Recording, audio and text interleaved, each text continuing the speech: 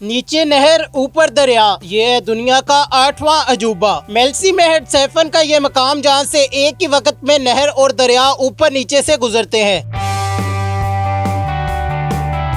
इसमें कितनी सच्चाई है और इलाका मकीन क्या कहते हैं, जानिए इस वीडियो में।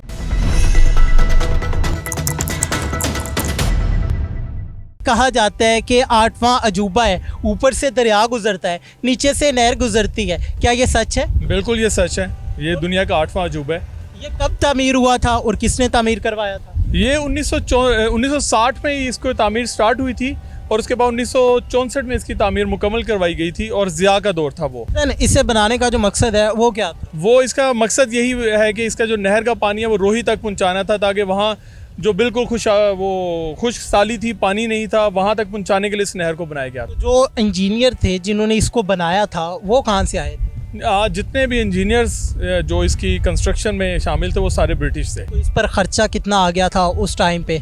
उस टाइम पे इसका जो टोटल खर्चा था अराउंड 9 करोड़ है, लेकिन अगर आज के हिसाब से देखें तो शायद ये अरबों रुपए में से भी आगे क्रॉस कर सकता है।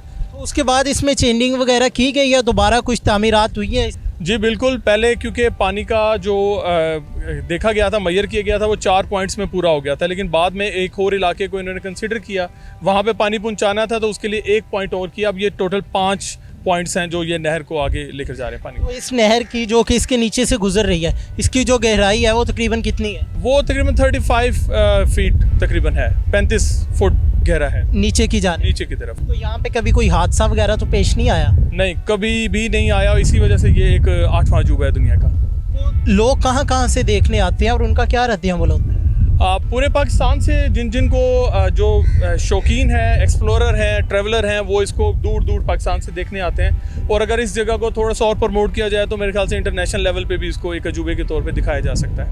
ये जो नहर दरिया के नीचे से गुजर रही है, ये कितना फासला बनता है, कितना डिस्टेंस है?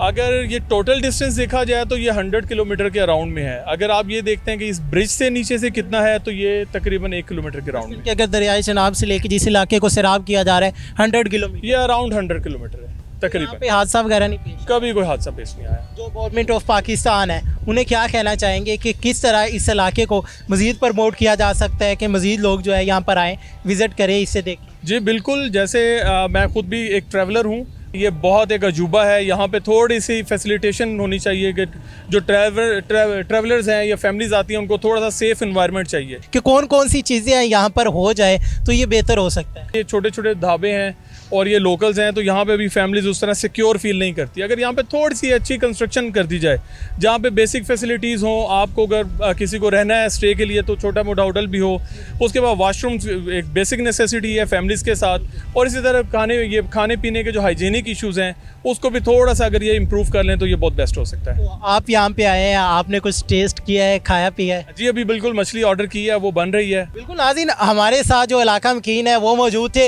उनका कहना है कि बिल्कुल इसमें सच्चाई है कि दुनिया का 8वां अजूबा है। तकरीबन जब यह तामीर हुआ था 1960 में इसकी तामीर शुरू होती है, 1964 में इसकी जो तामीर है मुकम्मल हो जाती है। ज़िया दौर में तामीर होने वाला ये जो 8वां अजूबा है, 9 करोड़ मालियत का इसके ऊपर खर्च आया था। इनका कहना है कि इस इलाके को मज़ीद प्रमोट किया जा सकता है, ट्रैवलिंग से, सियाहत से एक अच्छा रेवेन्यू जनरेट किया जा सकता है। सिर्फ इस इलाके को प्रमोट करने की और थोड़ा सा ग्रूम होने की ज़रूरत है। हुकूमत है उसे इस पर तवज्जो देनी चाहिए। अपने मेज़बान मोहम्मद अकमल को दीजिए इजाज़त। देखते रहिए उर्दू पॉइंट। अल्लाह निगहबान।